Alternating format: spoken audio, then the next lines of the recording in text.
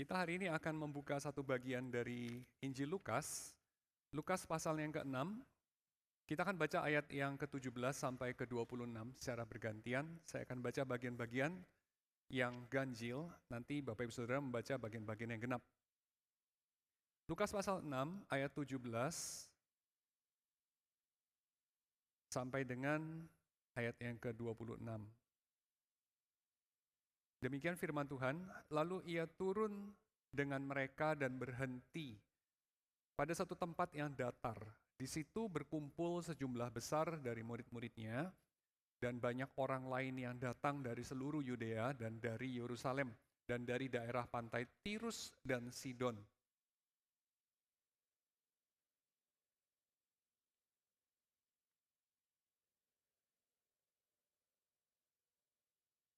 Dan semua orang banyak itu berusaha menjamah dia karena ada kuasa yang keluar daripadanya dan semua orang itu disembuhkannya.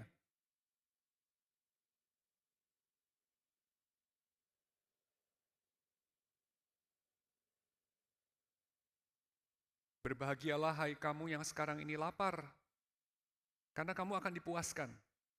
Berbahagialah hai kamu yang sekarang ini menangis, karena kamu akan tertawa.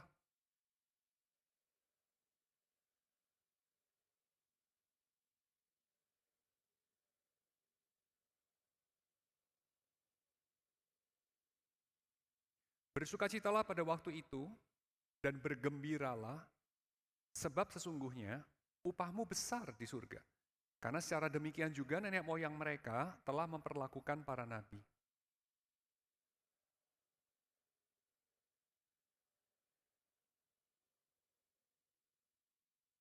Celakalah kamu yang sekarang ini kenyang, karena kamu akan lapar. Celakalah kamu yang sekarang ini tertawa, karena kamu akan berduka cita dan menangis.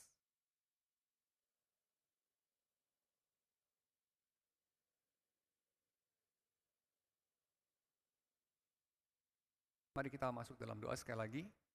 Tuhan, kami sudah membaca firman-Mu, kami sudah membaca deklarasi dari datangnya kerajaan-Mu di bumi ini, yang datang di dalam Yesus, datang dengan cara-cara yang aneh, yang seringkali membuat dunia bertanya-tanya, demikiankah kerajaan-Mu sudah datang? Demikiankah Engkau memerintah di bumi? Mengapa masih ada kejahatan? Mengapa orang-orang fasik masih beria-ria dan bebas? Mengapa banyak orang yang benar tertindas dan mereka tidak bisa membela diri mereka? Mengapakah Yohanes Pembaptis harus mati di dalam penjara?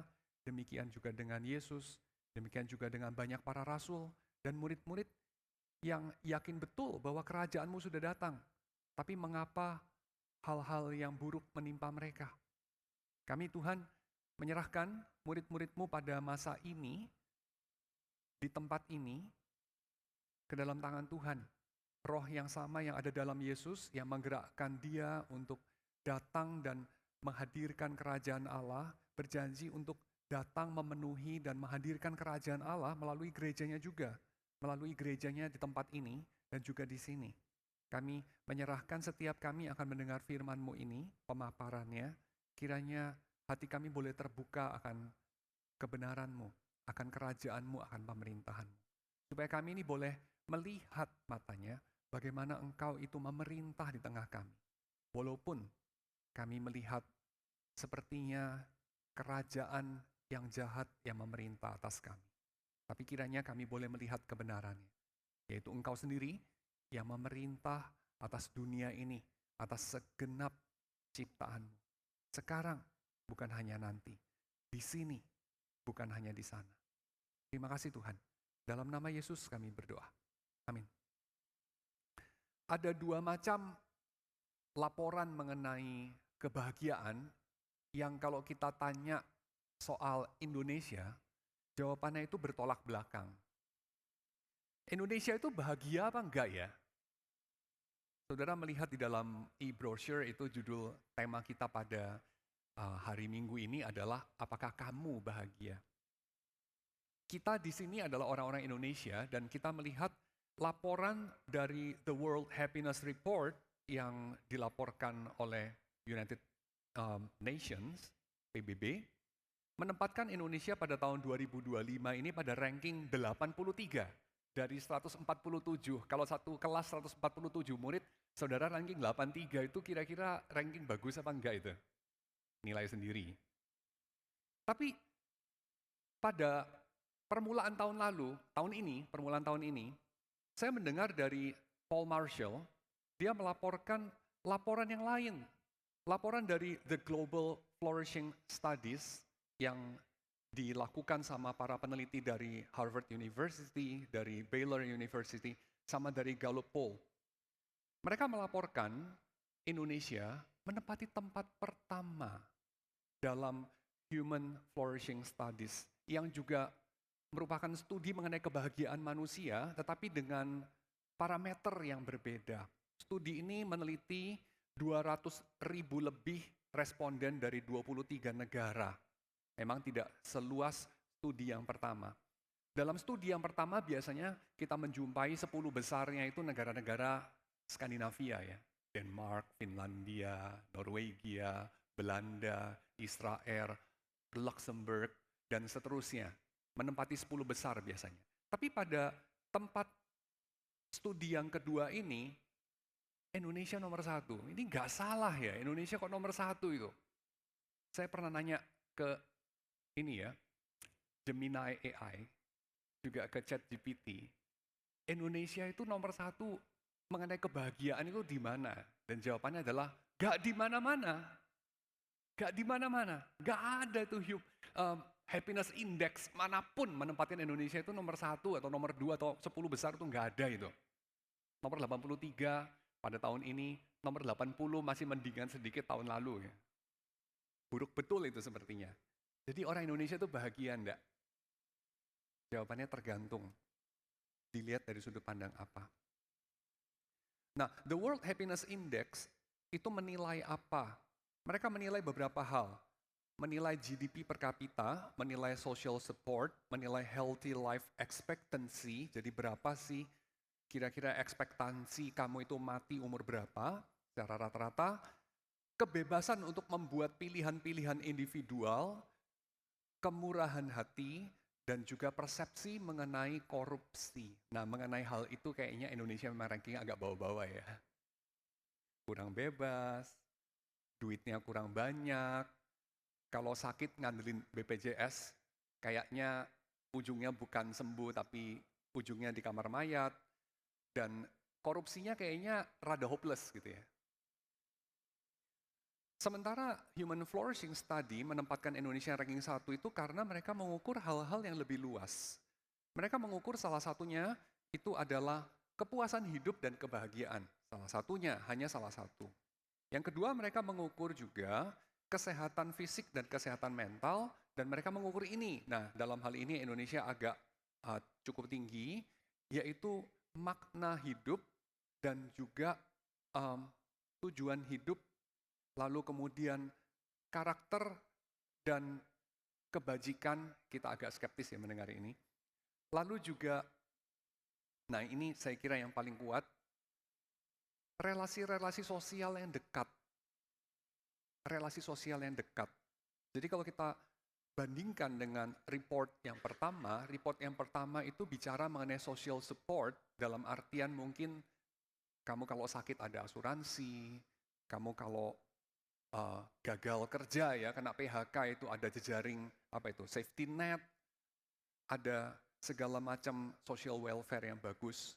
Sementara pada bagian yang kedua, ini bicara kamu ada orang-orang untuk kamu tumpangi rumahnya kalau kamu diusir sama debt collector misalnya ya, atau rumahmu disita sama bank itu. Ada orang yang mau menampung kamu dan keluargamu walaupun kamu itu ya tentu merepotkan dan menjengkelkan dan langsung social ranking kamu turun. Tapi masih punya keluarga. Indonesia punya keluarga yang merasa berkewajiban untuk menampung keluarganya. Barangkali itu. Ada close social relationship. Selain ada financial and material stability dan seterusnya. Jadi dalam studi ini anehnya Indonesia menempati urutan yang pertama. Nah, saya tidak akan berdebat mengenai studi mana yang lebih tepat ya menjawab pertanyaan kamu itu bahagia apa tidak bahagia. Tetapi saya hanya akan memakai studi yang kedua itu untuk menggoncangkan, merelatifkan pandangan kita mengenai kebahagiaan, seperti juga Lukas menggoncangkan pandangan orang mengenai kebahagiaan dalam Lukas pasal 6 ayat yang ke-17 sampai 26 yang kita barusan baca. Di dalam bagian Lukas yang kita barusan baca, settingnya itu apa? Settingnya adalah permulaan dari pelayanan Yesus. Dan waktu Yesus mulai melayani, setelah dia memilih 12 murid di sana, kemudian dia menjumpai ada resepsi yang bagus, ya, penerimaannya bagus dari orang-orang.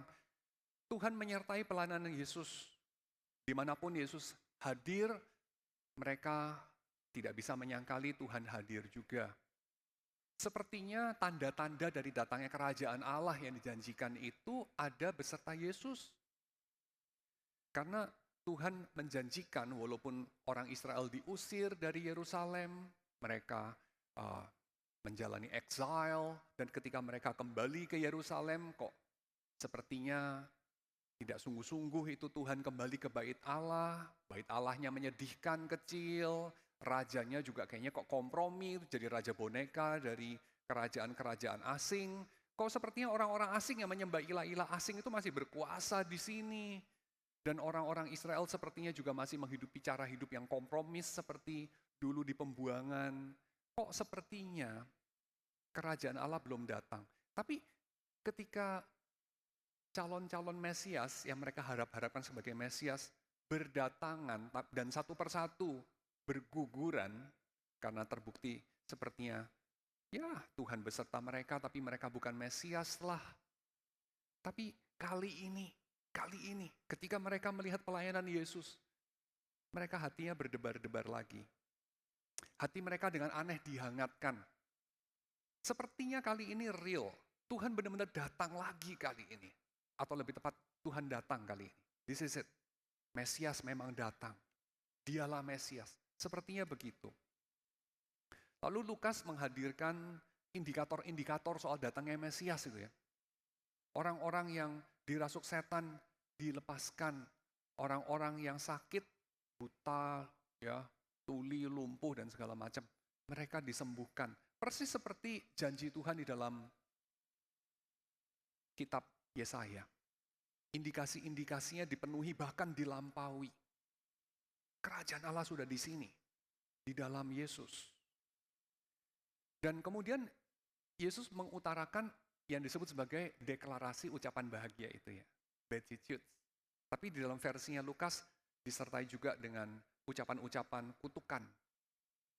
Dan kalau kita lihat ucapan bahagia Yesus ini juga selaras dengan apa yang dia layankan dan juga catatan Lukas mengenai apa yang dia layankan. Sesuai itu ya.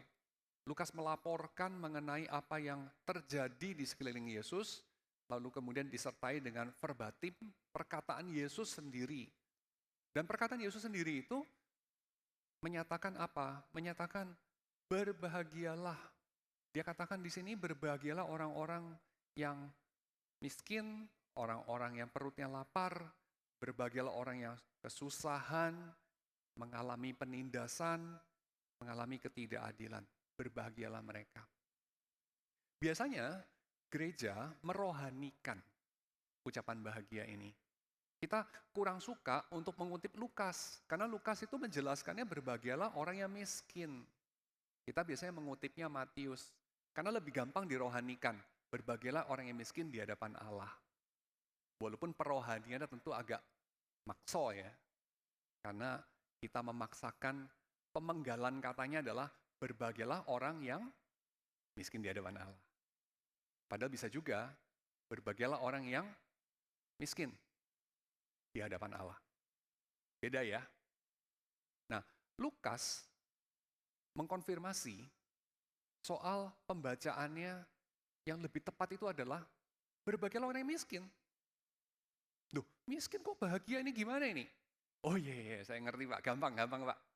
Itu loh Pak, anekdot mengenai konglomerat di salah satu kota yang besar di Pulau Jawa ya. Dia itu malam-malam nggak bisa tidur, lalu kemudian jalan-jalan keliling kota. Wah duitnya banyak ya. Terus dia nggak bisa tidur. Mungkin nggak tahu lah mikirin soal perang Iran-Irak kali ya. Iran-Irak ya. Oh bener ya, zaman dulu ya, Iran-Irak ya. Atau apapun gitu ya. Nggak bisa tidur dia ya. Memikirkan harga saham, memikirkan apalah segala macam. Masa depan ya. Lalu nggak bisa tidur. Lalu dia ngelihat ada tukang becak. Habis becak capek kali ya. Tidur ngorok. Tidur di becak ya. Gimana caranya tidur di becak? Oh kecil kan. Becak itu kan kayaknya kursinya walaupun kira-kira sebesar kursi kelas bisnis kelas tapi kurang nyaman ya kayaknya ya. Itu gak enak buat tidur kan. Bisa tidur enak loh. Terus dia bilang, wah duit gua banyak, kalah sama tukang becak ya. Wah emang orang-orang miskin berbahagia. Kira-kira kita mempsikologisasi penderitaan seperti itu. Ya, gak dirohanikan, agak mending sedikit dipsikologisasi. Tapi saya kira still miss the point. Miss point dari Lukas. Karena Lukas bukan ngomong, orang miskin itu bisa bahagia loh, kalau pandai-pandai mengolah batin. Jadi secara lahiriah itu menderita, serba kekurangan, secara batin disconnect. Kita bisa mengambil posisi yang juga dilatihkan orang-orang Stoicism, yang dilatihkan oleh orang-orang Buddhis tertentu, yaitu disconnect antara keadaan material, keadaan fisik, dengan keadaan internal, keadaan batin, mental. Secara fisik bisa menderita, misalnya typically kita bisa lihat foto dari seorang biarawan Buddhis, ya seorang Buddhist monk, saya lupa Kamboja atau Vietnam atau Thailand, saya agak lupa, dia demonstrasi melawan kebijakan pemerintah waktu itu, dia menyiram badannya dengan minyak, lalu dia membakar dirinya. Mungkin saudara masih ingat ya, foto itu legendaris banget. Badannya dipenuhi dengan api ya, api menyala-nyala, dia duduk dengan posisi meditasi, tidak meronta-ronta, tidak menyumpah-nyumpah, dengan tenang, dia menerima nasibnya. Terbakar hidup-hidup sampai mati. Lalu kita bilang apa? Nah itu, bisa bahagia loh, walaupun secara fisik menderita. Nah barangkali maksudnya Yesus gitu, kamu mengolah batinmu sedemikian sehingga dalam hatimu ada bliss, ada happiness, ada inner contentment. Di luar kamu mengalami segala ketidakbahagiaan dan segala macam, tapi kamu bisa loh begini. Tapi saya kira kita akan mengubah kalimat Lukas dan juga potret yang dihadirkan Lukas, kita mendistorsi kata-katanya Injil Lukas kalau kita melakukan itu. Karena Lukas kan tidak mengatakan, kamu bisa berbahagia walaupun kamu miskin. Kamu miskin, jangan khawatir, kamu bisa bahagia kok. Ikuti 10 langkah bahagia walaupun miskin. 10 langkah bahagia walaupun lapar. 10 langkah bahagia walaupun penyakitan. 10 langkah bahagia walaupun ada dalam penjara. Nah ini lebih mirip seperti anjuran dari Mark Manson dalam buku The Subtle Art of Not Giving a Duck. Ya, karena ini di mimbar gereja, saya kan nggak boleh ngomong yang jelek-jelek. Ya. Terus saudara bisa googling sendiri judulnya bukunya Mark Manson itu ya. The Subtle Art of Not Giving a, saya plesetkan, Not Giving a Duck. Anyway, so mengolah batin bagaimana supaya walaupun keadaan di luar itu buruk, di dalam tetap tenang. Bosmu tiap hari jatuhin mentalmu itu ya. Kamu tidak dipromosikan walaupun kamu itu merasa dirimu jauh lebih hebat dari kamu punya saingan atau bawahan atau whatever. Tapi tidak apa-apa, saya bahagia. Saya cukup psikologisasi. Tidak tepat. Ini membengkokkan pesan Alkitab, pesan Injil. Karena Yesus memang ngomongnya adalah berbahagialah yang sekarang ini miskin. Berbahagialah yang sekarang ini lapar dan haus. Yesus memang ngomong, celakalah yang sekarang ini kenyang. Kita mau apakan ini? Dan jangan lupa, Lukas juga mencatat soal Magnificat Maria. Yang mengatakan, berbahagialah yang sekarang ini lapar dan miskin dan tertindas, dan celakalah yang sekarang ini mereka beria-ria dan bersenang-senang dan kaya. Mereka akan pergi dengan tangan hampa karena kerajaan Allah datang. Loh Pak, ini liberation theology nih Pak. Wah ini Marxisme ini Pak, gimana ini? ini Lukas ini gimana? Atau ini salah baca Lukas ini. Lukas itu harus dirohanisasi, harus dispiritualisasi, setidaknya harus dipsikologisasi. Ini pesan kayak begini ini apa-apaan? Tapi saya kira kita tidak setia kepada Alkitab kalau kita melakukan itu. Karena Alkitab jelas-jelas mengatakan bahwa ketika kerajaan Allah datang di dalam Yesus, Yesus sendiri mengatakan, berbahagialah orang-orang ini. Bagaimana kita membacanya? Saya kira kita perlu membacanya seperti ini. Yaitu, orang-orang itu kenapa bisa menderita? Kita harus bertanya.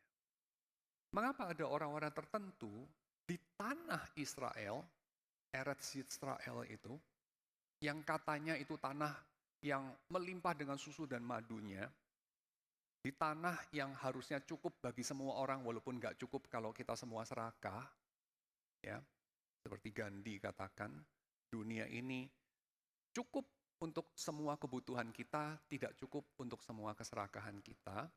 Tapi kenapa di tanah perjanjian Tuhan itu, di tanah yang diberikan Tuhan kepadamu itu katanya, ada orang-orang lapar. Ini tidak seharusnya terjadi. Mengapa ada orang-orang yang tanahnya dirampas? Ini tidak seharusnya terjadi. Mengapa ada orang-orang tidak bersalah malah masuk penjara, dikriminalisasi? Ini tidak seharusnya terjadi. Mengapa ada orang-orang yang menderita segala ketidakadilan demi kerajaan Allah? Ini tidak seharusnya terjadi. Nah itu maksudnya. Konteksnya itu adalah tempat kejadian perkaranya, TKP-nya itu ya. TKP dari adanya orang-orang miskin itu adalah tanah perjanjian Tuhan. Tanah perjanjian di mana orang-orang dipanggil bukan untuk memperkaya diri, tapi untuk menghadirkan tatanan sosial, tatanan masyarakat, di mana manusia bisa flourish. Ada human flourishing. Tatanan di mana ada keadilan sosial. Tatanan di mana tidak ada orang lapar. Bukan tidak ada orang kenyang ya. Bukan berarti kenyang itu salah. Tidak ada orang yang diperlakukan tidak adil. Tidak ada orang yang dirampas kemerdekaannya secara sewenang-wenang.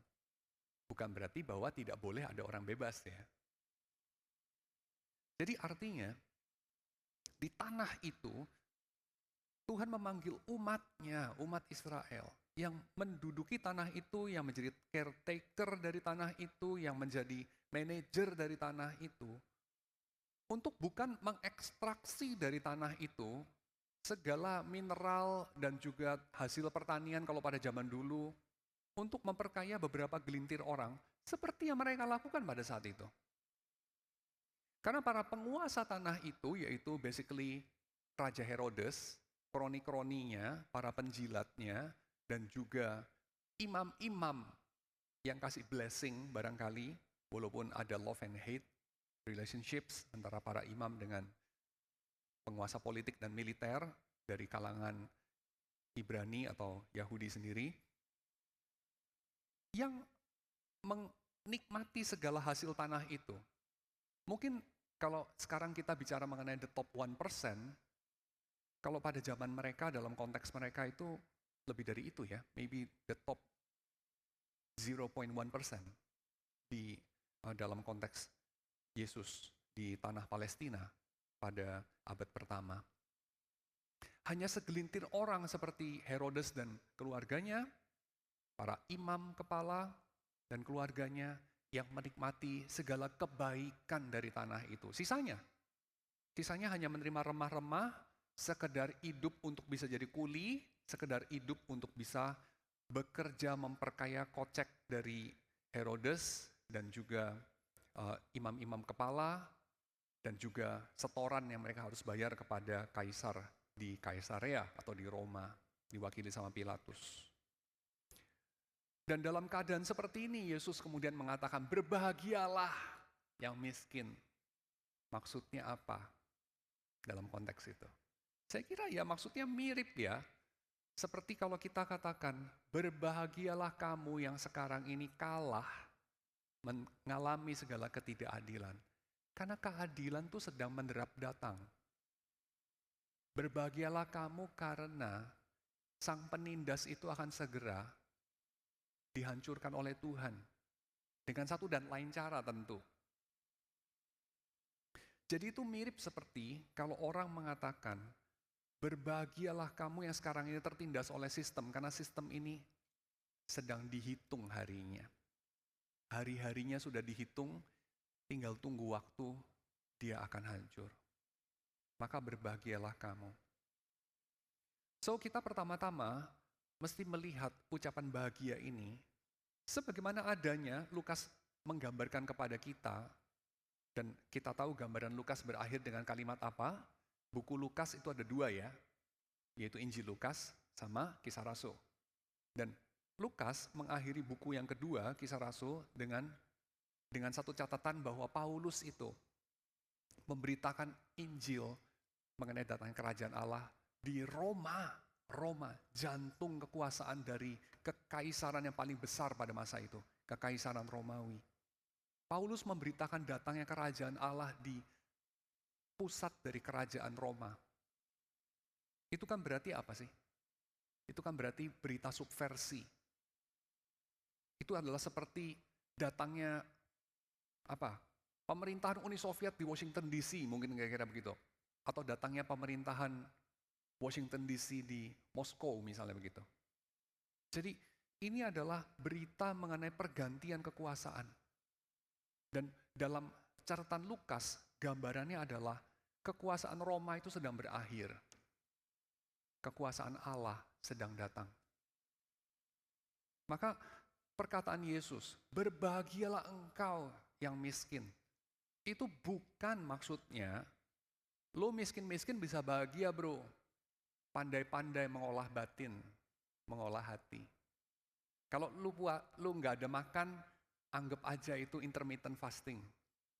Ya, lu nggak ada makan, anggap aja kesempatan melatih diri supaya terjadi autofagi dan segala macam orang-orang yang percaya bahwa hal-hal itu bisa membuat bagus metabolis kamu dan seterusnya. Anggap aja kesempatan begitu. Walaupun realnya ya memang nggak ada duit, nggak bisa beli makan. Tapi menghibur diri aja, bagus juga kan? Kan bagus bahagia, walaupun lapar, daripada udah lapar nggak bahagia lagi ya, penuh gerutu. In a way benar juga sih. Epictetus akan nyengir ya. Wah, muridku gitu ya, Epictetus, Marcus Aurelius, dan orang-orang stoik yang saya senangi. Dan saya praktikkan dalam hidup saya. Mereka akan senang juga. Ya. Tapi pembacaan seperti ini tidak setia pada maksudnya Lukas. Ya. Karena Lukas memaksudkan mereka adalah orang-orang yang berbahagia bukan karena bisa bahagia, bukan karena pandai mengolah batin, tapi karena Tuhan sedang datang. Karena Tuhan ada di sini.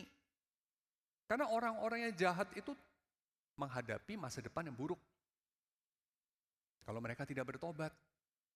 Because justice is coming. Itu masalahnya. Karena kamu harus memilih ada di pihak yang mana. Apakah berada di pihak Tuhan, di pihak yang benar, di pihak keadilan, walaupun kamu akan kehilangan kenyamanan kamu. Ataukah kamu akan berpihak kepada Herodes dan Pilatus, dan demikian perut kamu kenyang dan kamu berharap kamu ada di pihak Tuhan, atau mungkin lebih buruk, kamu akan berharap Tuhan di pihak kamu juga. Ya. Dan itu sesuatu yang saya kira bukan maksud Lukas. Maksud Lukas adalah kalau kamu ada di pihak yang benar, tidak terlalu relevan apakah perut kamu penuh atau kosong. Tidak terlalu relevan kamu dalam penjara seperti Yohanes Pembaptis ataukah bebas seperti Yesus dan murid-muridnya for time being. Atau seperti barangkali even Herodes dan Pilatus yang bebas. Tidak terlalu relevan kamu kebebasan individualnya itu bagaimana seperti dalam laporan happiness index yang pertama itu ya. Atau GDP kamu berapa. Nggak terlalu relevan. Tetapi yang relevan adalah ini. Apakah kamu adalah orang benar? Yang relevan adalah ini. Apakah kamu percaya bahwa janji Tuhan itu akan Dia wujudkan bukan secara rohani saja, tapi secara real. Dalam seluruh keutuhannya tidak satu inci pun yang tersisa. Seperti Kuyper katakan itu ya. Tidak satu inci pun dari hidup manusia itu, Yesus tidak bilang ini milikku, maka tidak satu inci pun dalam hidup manusia itu, ketika kerajaan Allah datang, dia akan diubahkan dan ditebus dan direstorasi. Dan kalau tidak satu inci pun yang tersisa, itu berarti ya termasuk hal-hal yang bukan rohani itu. Kalau kita rohanikan bagian dalam kita, batin kita, jiwa kita bisa tetap tenang walaupun di luar ada ketidakadilan, di luar tubuh kita menderita dan segala macam. Maka yang di luar itu pun akan direstorasi. Yang di luar itu pun kita bisa mengharapkan Tuhan merestorasinya. Yang di luar itu pun Yesus mengatakan itu menjadi alasan untuk kamu berbahagia. Tetapi kita lihat di sisi yang lain, ini jelas bukan Injil kemakmuran ya. Karena kita lihat satu persatu murid-murid Yesus, ya sangat sedikit. Yang seperti Lydia penjual kain ungu, sangat sedikit yang punya uang banyak seperti pemilik kuburan tempat mereka menaruh Yesus, ya, Yusuf dari Arimatea.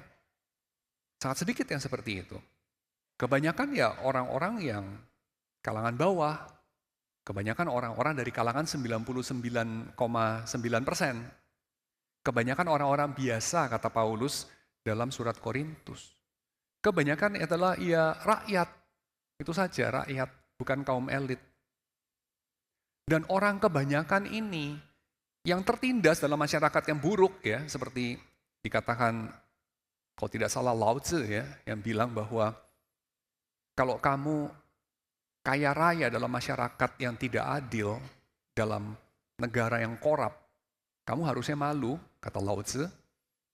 Kalau kamu miskin dalam negara yang sistemnya bagus, kamu harusnya malu, jadi kebalikan. Nah kita lihat dalam masyarakat Yesus, masyarakat di zaman Yesus, Palestina di zaman Yesus, abad pertama, korupnya keterlaluan.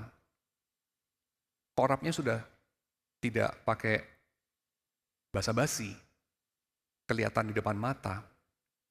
Maka ya tidak heran kalau murid-murid Yesus memang kebanyakan miskin. Walaupun yang kaya tentu tidak dipermasalahkan, tidak dipermalukan. Mungkin karena warisan, mungkin somehow mereka menjaga kelakuan mereka bersih dan mereka tetap bisa berada di atas. Fine, good, God bless you. Tapi kalau itu berarti mereka harus berkompromi, itu berarti mereka harus ikut menindas orang-orang yang miskin, Yakobus menulis banyak hal mengenai hal itu. Lukas menulis banyak hal mengenai hal itu. Dan kita sendiri di hadapan datangnya kerajaan Allah harus memilih dengan bijaksana. Apakah kita hidup untuk kerajaan yang datang itu, yang sudah datang 2000 tahun yang lalu dalam Yesus, yang masih terus datang dan masih akan datang secara lebih penuh. Apakah kita hidup untuk kerajaan itu? Untuk apa hidupmu? Apa yang kamu tunggu? Dalam hidup ini kan kita menunggu ya. Menunggu Adventus, menunggu arrival.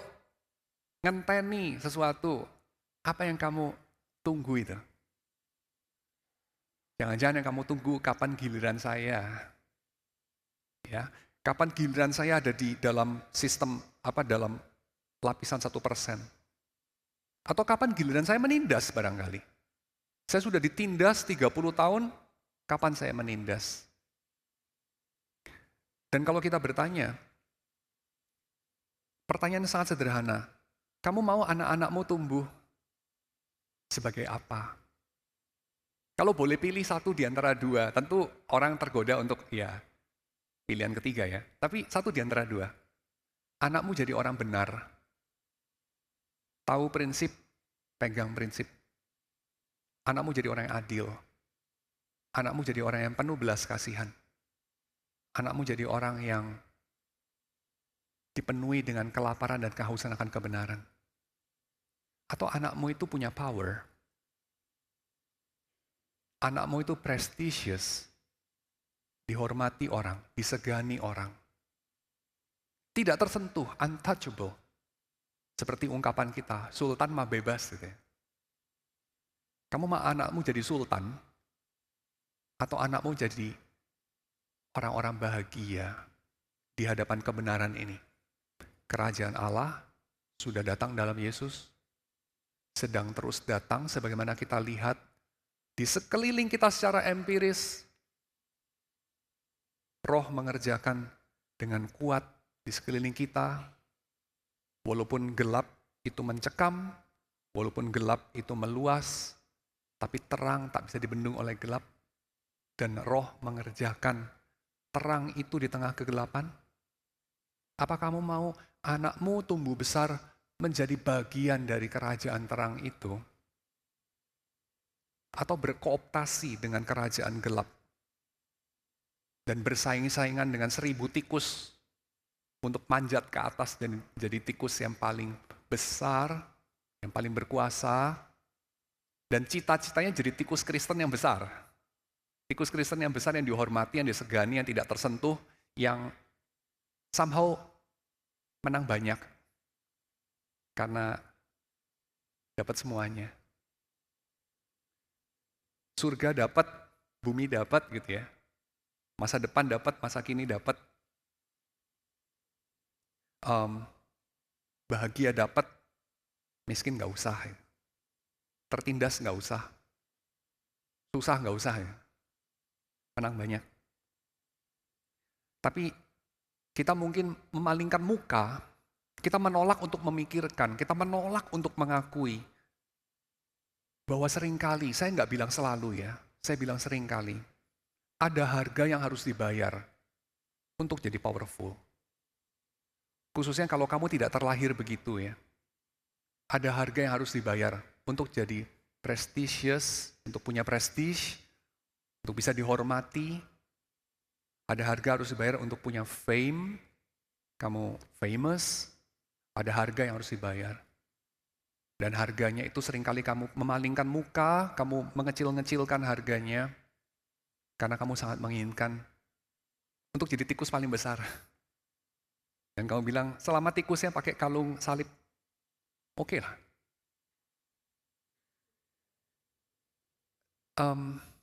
Saya mengamati beberapa orang Kristen, mengatakan lebih ke arah ini ya. Aduh, coba lihat orang itu.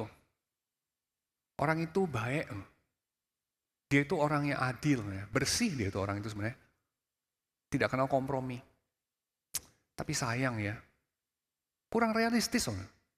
Coba lihat, orang itu begitu baik. Tapi ya gitu, gak jadi apa-apa dia. Dia gak jadi apa-apa. Powerless. Kita kan bilang, nak, jangan kayak gitu ya. Mending kayak om itu. Om itu ya, ya memang sih. Iya, iya. Dia, ya istrinya sekarang ini ya udah istri ketiga lah ya. Yang pertama ya dia pecat waktu usianya lewat 30 ya. Yang kedua juga dia pecat waktu usianya lewat 29 ya. Yang sekarang ini usianya masih 20 ya, misalnya gitu ya. Ya istri ketiga sih. Ya, dia caplok sini, caplok sana sih. Ya. Tapi ya bisnis orang ya urusan dialah, bukan urusan kita juga enggak ngerti. Tapi reputasinya buruk. Ya, memang Indonesia ya, maklum aja. Ya. Tapi om itu Kristen loh, nak.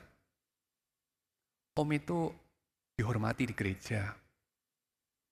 Setidaknya om itu membela gereja. Jadilah om itu. Tapi saya takut loh sama om itu mah. Karena om itu ya bengis, sadis. Dan om itu ya gambarannya seperti ini ya. Dalam film Godfather gitu ya. Deeply religious. Tapi memihak kerajaan yang mana, kita bisa bertanya-tanya. Dan mungkin tidak perlu terlalu panjang nanya-nanyanya karena quite obvious jawabannya. Cuman kita aja yang tidak mau mengakui. Kita aja yang ingin justify, membenar-benarkan terus. Seolah-olah kerajaan Allah tidak sedang datang, sudah datang, dan masih akan datang dalam Yesus. Dan itu artinya mungkin kita adalah orang-orang yang tidak percaya. Kita adalah orang-orang yang bukan beriman. Kita mungkin berimannya sama agama yang lain, ya, pengharapan yang lain. Kita memuja dan mengikutinya itu mungkin raja yang lain. Bukan Raja Yesus yang datang dengan cara-cara itu. Jadi saya mengakhiri dengan mengingatkan kembali soal gambaran kebahagiaan yang dihadirkan sama dua survei yang terpisah itu ya. Survei yang pertama itu mengedepankan soal GDP, individual freedom, dan social welfare dan segala macam. Dan stop di situ ya. Sudah lebih bagus sih daripada GDP doang ya. Dan itu dipresentasikan di depan UN meeting di mana salah satu sekretarinya pada saat itu 2012 itu adalah orang Bhutan ya. Jadi Bhutan kan kita tahu menata negara bukan untuk GDP paling besar gitu, atau whatever, tapi untuk kebahagiaan katanya ya. Tapi Human Flourishing Project itu coba meluaskan lagi, lebih luas. Dan ya mengingatkan kita bahwa yang namanya hidup yang tidak disesali, hidup yang bahagia itu ya. Orang Yunani punya namanya tuh eudaimonia. Lalu orang-orang Stoik lebih realistis, eudaimonia gak mungkin tercapai lah, sudahlah, ataraksia sudah cukup ya. Terus orang hedonis ya, Epikurus turun lagi ya, ataraksia, sok moralis kayak orang Stoik. Udahlah, yang penting nikmat aja, yang penting hedone. Tapi kita tahu bahwa dalam hidup yang sejati, dalam kehidupan yang real, kebahagiaan itu bukan hedone, sekedar kenikmatan yang terukur, kenikmatan yang mungkin bisa panjang ya. Juga bukan just ketenangan pikiran ya, ataraksia, yang mungkin lebih mirip praktik-praktik meditasi timur atau meditasi barat ya, versi stoicism. Tapi mungkin lebih mirip seperti Aristotle katakan konsepnya, eudaimonia, di mana harus ada justice, harus ada wisdom, harus ada kebebasan bagi semua orang dalam kota itu. Harus ada human flourishing, harus ada segala makhluk bersuka cita. Seperti dipikirkan sama Paulus ya, Paulus dalam kitab Roma pasal yang ke-8, segala makhluk itu melihat kepada anak-anak manusia. Kapankah mereka dibebaskan dari penindasan ini, dari kesia-siaan ini? Karena segala makhluk itu, segenap ciptaan itu ditindas sama manusia. Kapan kami akan bebas? Dan mereka melihat kepada anak-anak Allah, kepada kita, anak-anak Allah. Karena kita tumpuan harapan segala makhluk, segala ciptaan itu. Yang mengeluh merasa sakit bersalin, kapan kita dibebaskan? Dan kalau kita berada dalam tempat yang gelap, kita perlu bertanya juga, apakah kita menginginkan masa depan untuk sekedar mengalami kenikmatan hidup, apakah ya hedone, ataukah sekedar ketenangan pikiran, ataukah kita menghendaki kebahagiaan bagi semuanya? Apakah kita menghendaki pulihnya shalom di bumi, pulihnya kebaikan di bumi? Kalau kita menginginkan pulihnya kebaikan di bumi, kita tidak bisa mengharapkan diri kita sendiri. Kita nggak bisa mengharapkan pemerintah, kita nggak bisa mengharapkan pihak manapun. Kita hanya bisa mengharapkan Tuhan. Sebab pertolongan kita adalah dari Allah, pencipta langit dan bumi, yang menolong kita di dalam Yesus, yang mengatakan pada 2000 tahun yang lalu, berbahagialah, berbahagialah orang yang miskin. Karena keadilan sedang datang. Karena Kita melihat pada akhirnya walaupun Yohanes Pembaptis mati dipenggal di dalam penjara, hanya karena kecemburuan dari seorang yang tidak matang secara emosional, walaupun Yesus akhirnya mati disalibkan, walaupun murid-murid Yesus banyak yang menderita sampai akhirnya, tetapi kerajaan Allah tidak bisa dibendung datangnya. Tuhan sedang merenovasi, merestorasi ciptaan ini. Dalam pikiran kita yang penuh dendam, kita menginginkan mungkin revolusi, adanya retributive justice, and that's it. Tapi dalam pikiran Tuhan, tidak hanya ada retributive justice di mana segala darah dan air mata dari para martir dibalaskan dalam rupa penderitaan dari orang-orang yang menindas mereka. Bukan hanya itu, tapi yang ada dalam pikiran Tuhan adalah restoratif justice, yang punya nama buruk itu ya di Indonesia ya, restoratif justice, berdamai itu ya. Tapi damai itu nggak harus kita artikan sebagai kompromi, menyuap dan segala macam, asal pokoknya anteng-anteng, nggak berantem, nggak ribut, bukan. Tapi damai di situ shalom, adanya damai dalam seluruh tatanan ciptaan yang sedang dihadirkan oleh Yesus, yang kita saksikan. Tuhan ingin untuk hadir dalam gereja dan Roh mendorong kita untuk menghadirkannya melalui persekutuan kita. Tapi hari ini setelah kita mendengar deklarasi ucapan bahagia itu, Anda di pihak yang mana? Anda menginginkan apa, menantikan apa?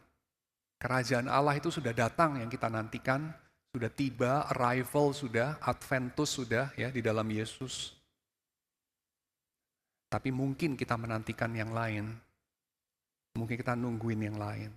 Mungkin kita nungguin kapan saya bisa naik ranking di dalam pacuan tikus dalam dunia ini, atau mungkin kapan saya bisa membalaskan dendam saya yang maybe dendamnya partly benar juga ya, tapi cuman berhenti pada retributive justice. Ataukah kita menghendaki pemulihan segenap ciptaan? Apakah Anda berbahagia? Mari kita tunduk kepala. Dalam kesunyian hati kita, mari kita merenungkan pertanyaan itu. Apakah kita adalah orang-orang yang berbahagia di hadapan datangnya kerajaan Allah?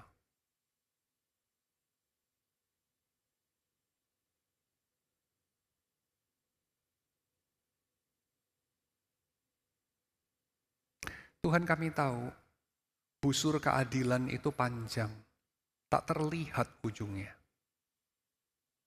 Karena kami tak sungguh-sungguh mengerti apa itu adil, apa itu baik, apa itu benar.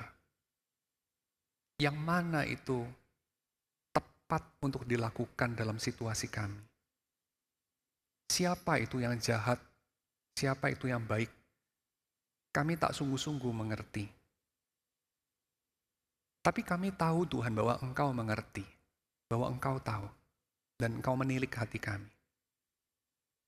Kami tahu Tuhan segala bullshit kami, segala alasan kami, justification yang kami lakukan, kami kerjakan, kami ajukan di depan-Mu, tak berkuasa untuk menutupi ketelanjangan kami, tak berkuasa menutupi segala ketidaksetiaan kami kepada datangnya kerajaan-Mu. Tapi kami tahu Tuhan bahwa Engkau adalah Allah yang panjang sabar dan berlimpah kasih setia. Tolong kami untuk boleh menghargai, menghormati, mensyukuri panjang sabar-Mu. Bukan dengan mengujinya, tapi dengan bertobat. Tolong kami Tuhan untuk percaya akan datangnya kerajaan-Mu. Kerajaan yang menjanjikan pemulihan, restorasi, dari shalom di dalam segenap ciptaan.